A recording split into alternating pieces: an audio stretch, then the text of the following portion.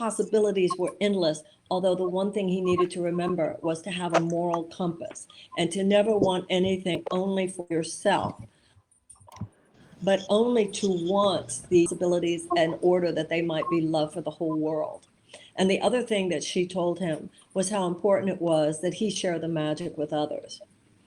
Books today and his writings, his teaching today stems from the fact that today he is a leading neurosurgeon who teaches at Stanford University Medical School. And he has co-founded Compassion.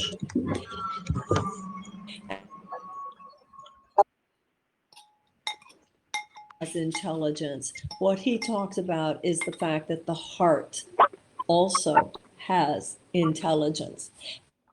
And what to me is core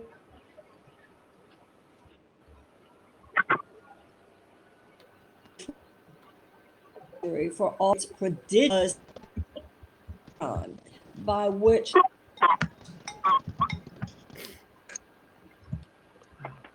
a former chief of Joint Chiefs of Staff, head of the Joint Chiefs of Staff, said that we are technological geniuses, but we are ethical infants. So the 20th century, as imbued as it was with all these technological achievements, was also century.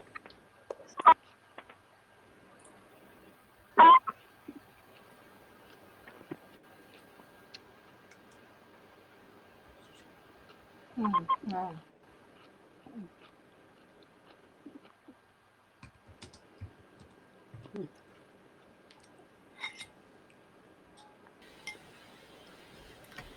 I think we lost Marianne for a moment here. Let's see if she's in.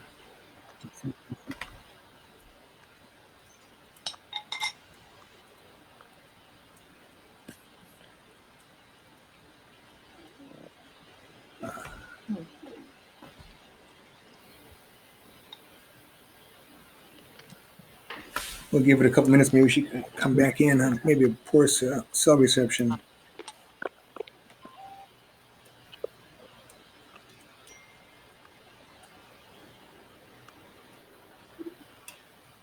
Oh, there you are. Am I there? Can you please find out what's happening? I don't even know if I'm still. You're on now, Marianne. Have I been on? No, okay. you weren't on. So do I need to start over? I don't know if it's a cell phone. Off? You were off for a couple minutes. Okay. But go ahead. You can continue. I'm coming from. But sorry about that. I don't know. Okay, maybe if Wendy can find out and tell me what's happening. You said you're okay now. Everything's okay. I don't know how much you missed, but because I just kept talking because I didn't know.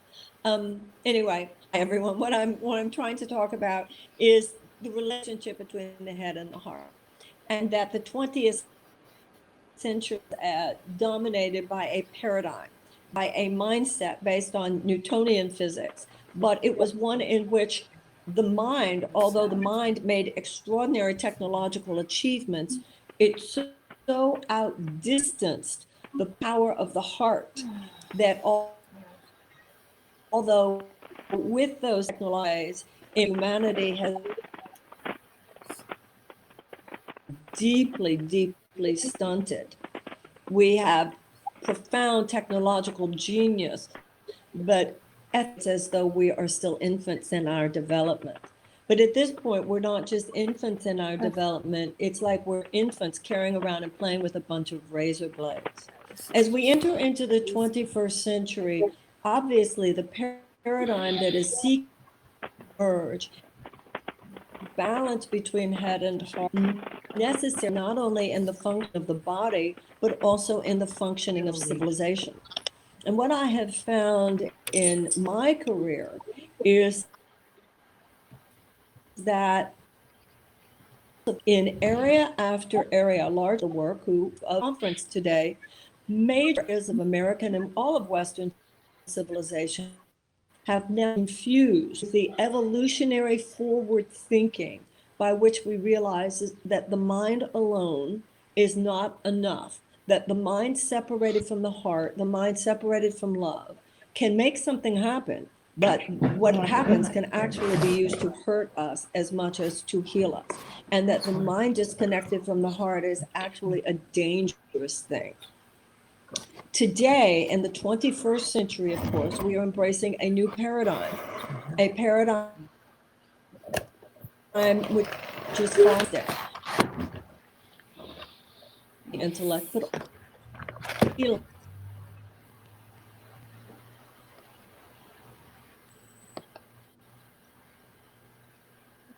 of the way we function in the West has been transformed already by this new thinking. Harvard University has conferences about integrative medicine, and Fortune 500 CEOs go to meditation sessions, and people who go to education conferences talk about the development of the whole child. So the whole idea of an integrative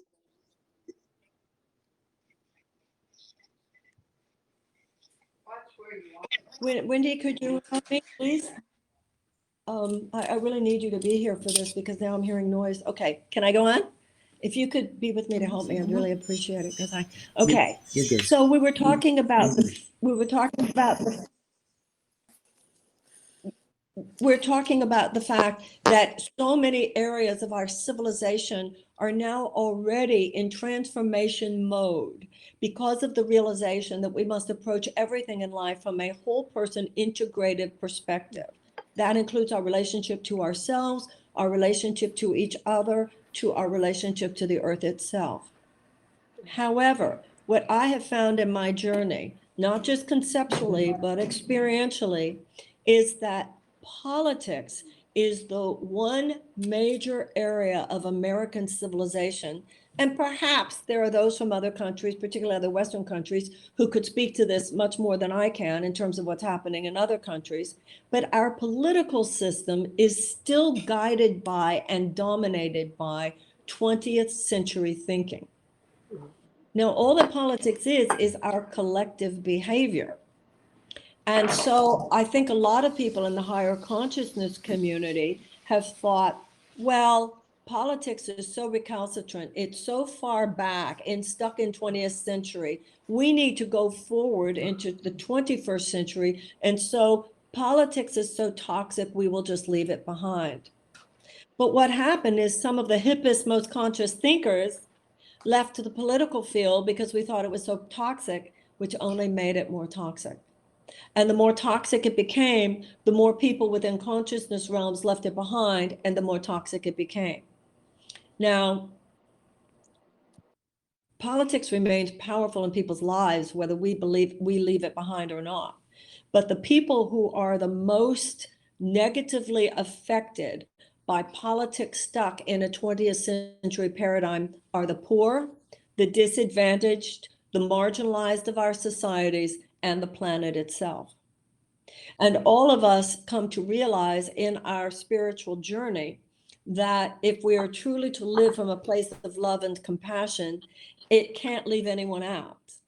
We can't say, I'm going to live in love and compassion in my own personal life, but conveniently distract myself or ignore the places where I am just by virtue of the fact that I'm a citizen participating in ways that a system that has Oh my God, I'm so glad I'm dressed. that has my fingerprints on it is affecting the lives of the poor, the marginalized, and those who are treated most unjustly by our society. As one of the things that excited me about reading Jim Doty's book In the Magic Shop is because he is a neurosurgeon. He is speaking from a medical space. He is speaking from a scientific space. So whereas someone like myself can talk about how love needs to guide our governmental policies, because love is the only power that guides us towards sustainability. When I say it, it can more easily be mocked. Whereas when someone like a Jim Doty says it as a neurosurgeon, it is accepted in certain fields of listening. But we must continue. I don't know. I just was giving them room to. We must continue continue, I believe, to bring the conversation of higher consciousness into the larger space of our collective experience. And as we do that, profound changes are going to occur. And if we do not do that, then profound changes will occur also. But the profound changes that will occur will be very, very dangerous. Love is powerful. Love is all powerful. But within the illusion of time and space, so is fear. And within the hallucinatory realms of time and space, fear is just as powerful as love.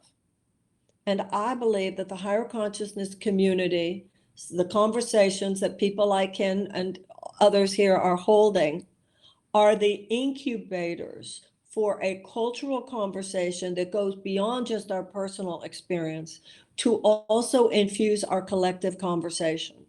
That means you can't talk about love and let tens of millions of children go hungry in the richest country in the world. You can't talk about love and let tens of millions of children be uninsured and tens of millions of Americans be uninsured and without health care in the richest country in the world. You can't allow 50% of Americans to live paycheck to paycheck, while those who form our Congress, because of the undue influence of money, 50% of those people are millionaires. As Louis Brandeis, the late Supreme Court Justice, said, you can have large amounts of money concentrated in the hands of a few, or you can have democracy. I do not believe that we in the higher consciousness community should turn our eyes away from those larger collective issues. I didn't believe it before, and having run for president, I don't believe it now. Our voices are needed. Our voices that's to claim that taking care of our children, taking care of our earth, taking care of each other, waging peace, not just spending all of our resources on preparedness for war, putting our children first, actualizing the brain of children, and most importantly, expanding our compassion. We need to, all of us, use conferences like this, in my opinion, as a kind of incubator, battery charge, and then go out into the world and take that voice into not only the areas of education, not only the areas of medicine, not only the areas of business, not only the areas that we are familiar with, but also into the areas that have to do with our collective experience as global citizens, as protectors of our democracy and expanders of our democracy. We have seen over the last 4 years what can happen when bigotry and racism and homophobia and anti-Semitism and authoritarianism become collectivized and politicized. Those things, collectivized and politicized, took us to a very, very dangerous place in our country's history. We have moved back from the cliff, but it remains to be seen how far back from the cliff we have moved. We need to continue backing off that cliff, and that will happen when we collectivize love and collectivize higher consciousness as much as others have collectivized hate. I stand before you as a sister in this community. Yes, it is true that when you try to do the kinds of things that I'm talking about, you do get ridicule and you do get mockery, but it doesn't really matter because you also get heard. And the job to do is to keep going. I remember during the AIDS crisis when the doctors at first looked at people like me, Louise Hay, and others like us doing that work, and they were very patronizing and they were very condescending. But that changed through the course of that crisis. And it got to the point where they were looking at people like us and asking our opinions and asking if we had anything to add to the conversation, because they themselves had been disillusioned. And to be disillusioned just means you're no longer under an illusion that Western medicine was the only thing with anything to offer. So I thank you for letting me be part of this conversation today. Thank you, Ken. I'll be glad to take any questions or comments or anything if you want me to. And I hope that I've been in some window that people could see and hear as I've talked to you today. Thank you very much, Marianne. And if anybody has a question, if you'd like to mute yourself and put your video on, you can ask your question to Marianne for a few minutes.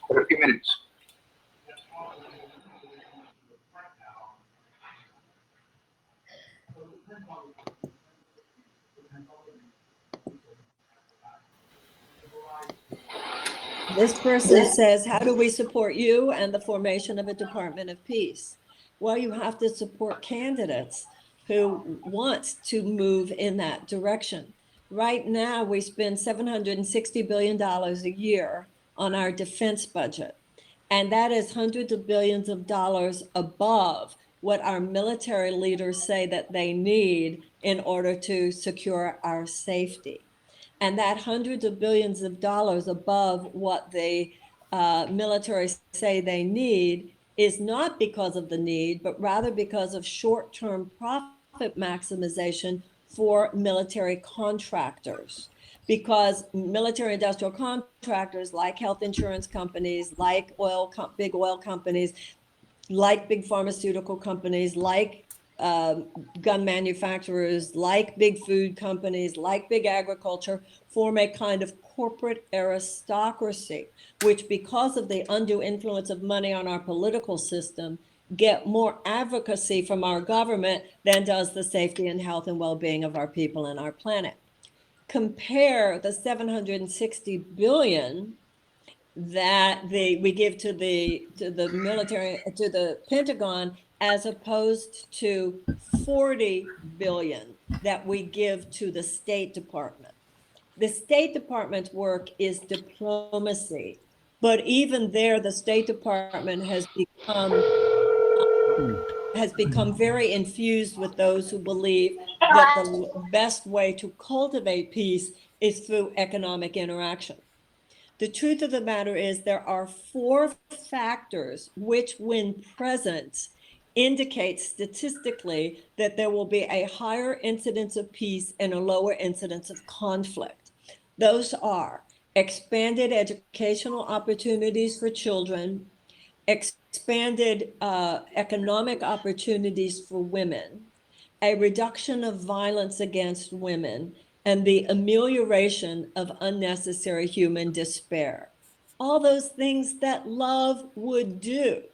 The problem we have, and this is what we have to look at in all its blunt horror, is that waging peace does not create corporate profits.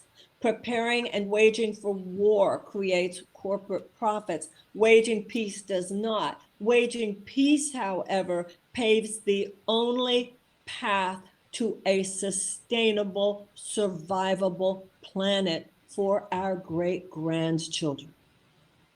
Now, what has to happen if you want this is that next time you see a political candidate standing on it, don't just say that's nice.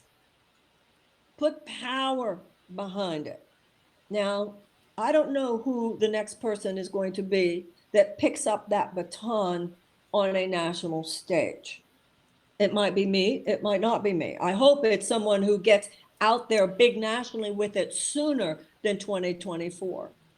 But this is the kind of thing that's not going to happen unless you put the buzz behind it. If you look at my Marianne2020.com website that's still up, and you look under issues, you can see my proposal as I did it for a Department of Peace. The issues of peace creation and peace building are the same, whether you're talking about the inner city of, let's say, Los Angeles or Detroit, or you're talking about some country on the other side of the world. We should have a peace academy, just like we have a military academy. At the military academy, young people learn preparedness for war, they become educated, and they pay for that education by giving their country 4 to 5 years serving in the military. We should have a peace academy where young people get education for free to learn the tools of peace creation, and then they serve their country for 4 or 5 years or however long it is, helping to build peace. This is no longer something that we can afford to make some peripheral conversation. We don't have the luxury of that. Peace building is just like issues of the environment, no longer something that is even an option to ignore, not if we want the species to continue. Let's see. I see there's a lot of interest in now. There's something about the Peace Corps. The last time the United States government made a move in the direction of peace was the establishment of the Peace Corps by John F. Kennedy. The problem is that the Peace Corps is wonderful people, and basically they're told just go do what you can. You know what I mean? But we need to strategize, proactively strategize peace. You know how they play peace war games?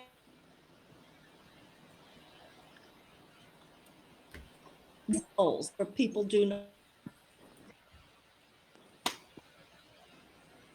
strategizing greater educational opportunities for children around the world, greater economic opportunities for women. This is not fuzzy. This is very real. When you have tens of millions of American children, even today, who go to school in classrooms where they don't have the adequate resources to teach a child to read, be very aware. A child who cannot read by the age of 8 stands less of a chance for a high school graduation and more of a chance of incarceration. Hey, That Wendy, is violence right there. That is collectivized violence. we just got less than a minute left. So I just, again, want to I greatly appreciate your time. And I'm sorry we didn't have a couple bugs in there, but, obviously this virtual reality world is